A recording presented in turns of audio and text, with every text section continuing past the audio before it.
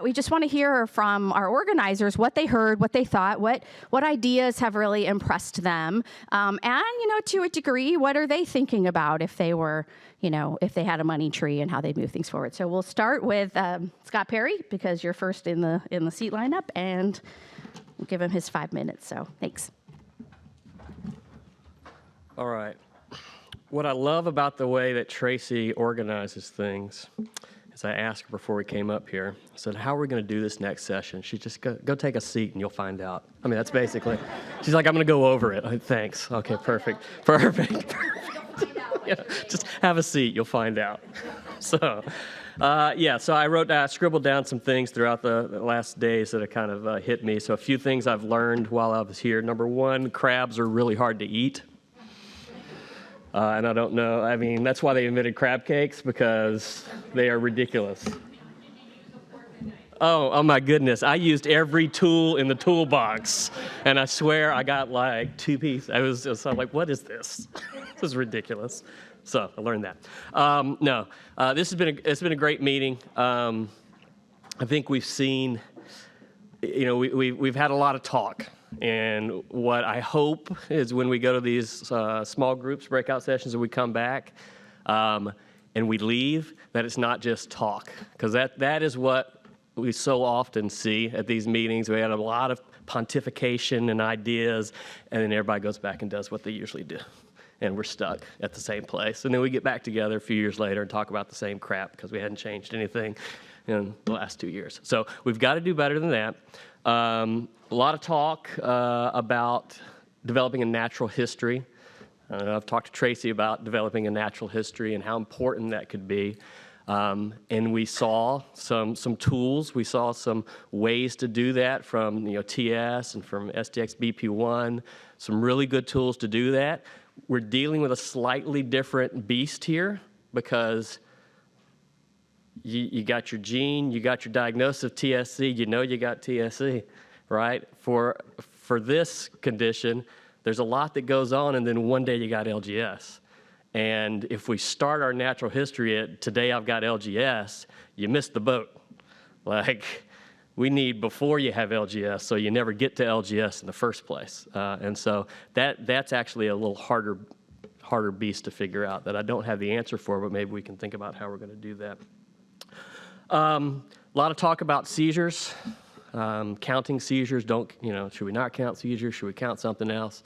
It appears to me it's a necessary evil that we will continue to count seizures. On that topic, by the way, Tracy, you told me about your pet peeve this morning. My pet peeve is when a pulmonologist says, if you'll just make the seizures better, then the sleep is going to get better. Because what the hell do you think I'm doing every day? That just annoys me. Anyway, now you know. Let's see what else. And then this last session was awesome. Sleep is super complex. And there are so many things that we don't even, it's like with mental health. If you don't have the tools and you don't know how to use them, you don't even ask the questions, so we don't even bother.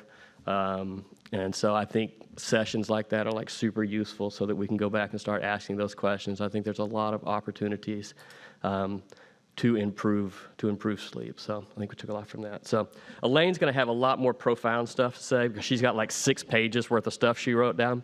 So I'll let her go. Actually, I stole one of Elaine's pages. All right. Well, thank you. I echo this was a fantastic meeting, and I think one of the things I really that was really very profound to me is really hearing the stories of the families, and that really sort of tells us how challenging it is to live with LGS on a day-to-day basis. So thank you for sharing those very personal stories. I would like to say that there was some initial discussion is what is LGS? We know what LGS is, right? We know what LGS is. LGS is clearly a syndrome. It has been very, very clearly defined. And how we define that for clinical trials, I guess, do we want to be purist and say you have to have all of these tick boxes or not? But I think we definitely know what it is. And I think what we also need to recognize, though, is it is not the final answer, right? So LGS is a syndrome. We know that LGS is due to many, many different etiologies, and so we can't just stop with saying LGS. We really do need to look carefully for the syndrome, because I'm really excited about some of the new disease-modifying therapies, and I think those are, for the most part, going to be targeted, unfortunately for the whole LGS community, I think those are going to be targeted more at etiologies.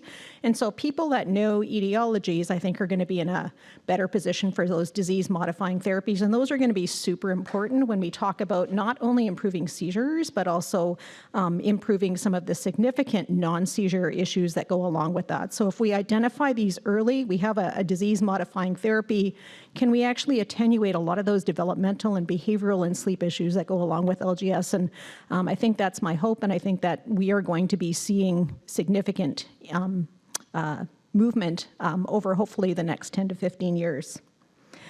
I think we know that LGS is about much, much more than seizures, and we really do need to do, I think, a better job of measuring that, and we've already identified that for many of our studies, we're not measuring that very well, and we're using instruments that are really not applicable to our population. And so I'd like to thank the teams that presented yesterday really about, what are they doing in other etiology-specific epilepsies, and I think really the important work they're doing on the Inchstone project to really make sure that we can measure important changes.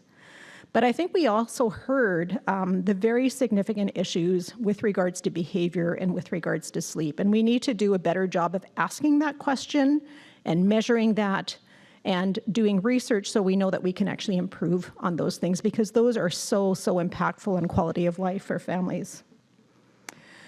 We did talk a little bit yesterday about the non-seizure outcomes and drug trials, and I think here we have to be a little bit cautious, and I think Ian had, I don't know where Ian is, but he had brought up, I think, a very good point. And I think we have to ask the question, we have lots of therapies for LGS, but we need better ones, right? We have nothing that is highly efficacious, and so we need to continue to look for better treatments. But we need to be careful about making non-seizure outcomes as primary variables, because I think we don't quite know the interaction between seizure control and these non-seizure outcomes. We know that for some kids, you can have significant improvement in your seizure control, yet your communication issues do not improve. Your behavior sometimes gets worse as your seizure control gets better.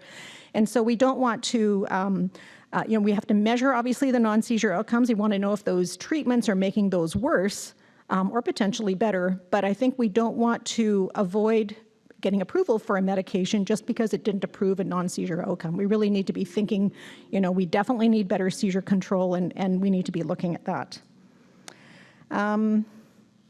Anything else to say? I think I'm going to move on to Pete, so thank you very much.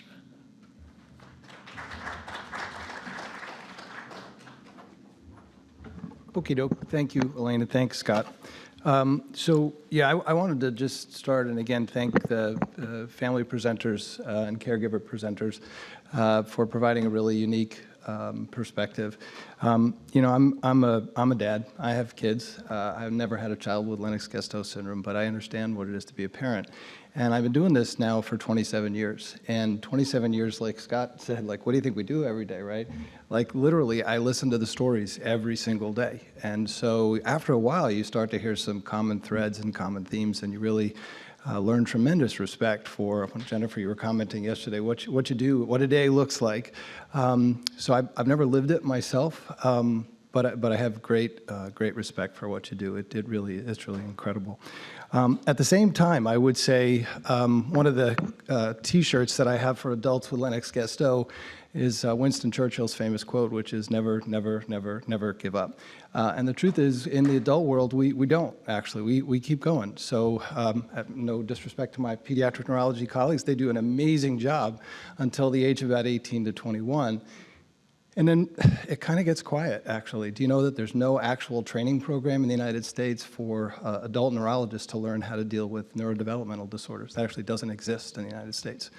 So it's kind of a kind of a bit of a desert. I've had families tell me that it's really challenging to find a transition of care. People who understand that epilepsy can be caused by genetic mutations, that there's something called Lennox-Gastaut syndrome, and that there's something called comorbidity. So I think we have an enormous, enormous opportunity here because, in fact, it really is a lifelong condition. The idea, I think, that really, and Elaine, I think you talked about a lot of the stuff I was going to say, but I really do think we have to think about Lennox-Gastaut syndrome not as a time lock disorder just to pediatrics, but really as a lifelong disorder. And I do think there are opportunities for therapeutic intervention along the course of lifetime. And we've learned that with many other multi-system disorders, because at the end of the day, LGS is a multi-system disorder. It's many ways, think about diabetes. Diabetes is a multi-system disorder. You get neuropathy and kidney failure and heart disease and strokes. So we have strategies for how to do that. Cancer is a multi-system disorder. We have lots of strategies for how to think about it. I think there's been a challenge from a research perspective trying to reconcile the fact that an evolving and enhancing number of LGS spectrum individuals are identified as single gene mutations, and I think there is a greatly expanding bandwidth of genes that will be associated with Lennox-Gastaut syndrome. Will we find an LGS gene? I'm not quite so sure about that, but we might. It's possible. I do also think, though, that we have had some insights into reconciling how LGS can be caused by a gene mutation as well as by, for example, hypoxic ischemic brain injury. And that is what we've heard at the meeting, which is that at the end of the day, LGS is a network disorder. And really, there's lots of ways to disrupt the network. We've certainly learned that.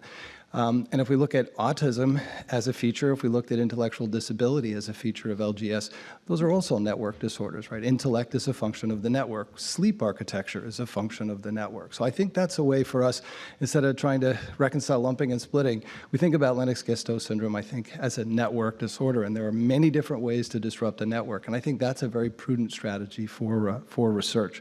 And I'd like to see that going forward. So if I had lots and lots of money to fund that, that's the way I'd be thinking about it. I do think, as we heard yesterday, and I apologize, I missed some of yesterday because I had a full day of patients scheduled. You know, we have learned that there are single gene defects that really do provide tremendous insights into understanding the pathogenesis of Lennox-Gastaut, but they also provide really exciting and compelling therapeutic opportunities and windows. And I think there is the chance for us to extrapolate from single gene disorders, whether TSC or STXPP1, CDKL5, whatever it is, that some of that mechanistically has to be reasonable, and some of it has to be, I think, tractable and likely is druggable. So I think that's a very, very, very exciting opportunity. I'm very optimistic about that. I will tell you that as an adult doctor, there are successes. We do have some wins. So I had a young woman in my practice yesterday who I've been battling seizures forever and ever, and I made a major, incredibly creative intervention of starting her on a new medicine called clobazam. Wow. And Dad came in, and Dad cried in the office yesterday because she's been seizure-free for 11 months. So, you know, that's a win, right? That's a big win. And yeah, so that's awesome. And we do this every day, right, guys? For the folks who do this is what we do. But the problem is you get one of those, and then you get how many others and that's why I go back to what I was saying before, never, never, never give up. You got to just keep banging away. And it is true, you know, you have to figure out novel strategies for how I was listening to the thing on sleep, and sleep's a huge challenge. I'm not a sleep expert, so I really learned a lot from that session. You know, yeah, it sounds great to put a CPAP mask on somebody, but it sounds like your son Theo, probably that's not going to happen. And I can tell you, in a very real-life scenario, this faced us during the COVID-19 pandemic. We were trying to get intramuscular vaccines into 220-pound adults. It was a big lift, I won't lie. And I had a great story of a guy who went to get a vaccine in the DC area, and he's probably like Theo, big strapping guy, and he was having no part of a vaccine. And so one of the guys who was there was a National Guardsman, came over and basically sat with him, and he got a vaccine. They gave him a saline vaccine in his arm while my patient got the actual vaccine. So, and it went fine. So I think you have to be creative. I think you have to think through novel strategies, and you can't just assume you're just going to put a mask on somebody. So I like the idea of sort of, you know, getting people to think about different strategies, 'cause that's what we do. That's what we do every day. So my final comment would be, I think the meeting was really fascinating. Again, I apologize for missing part of yesterday. I was just doing my job. But I think getting the group together, and I think as Renee pointed out, like for sleep, it's a multi-D approach. I mean, there's lots and lots of people who think about this multi-system disorder. Clearly, it's the only way we're going to ever solve this. We have epilepsy as a major challenge, but then you've got all the other stuff on the side that we heard about from so many of the families. But as an adult physician, I'm very happy to partner with amazing child neurologists, and I hope that we can instruct the world to train adult doctors to take care of individuals with LGS. So thanks very much.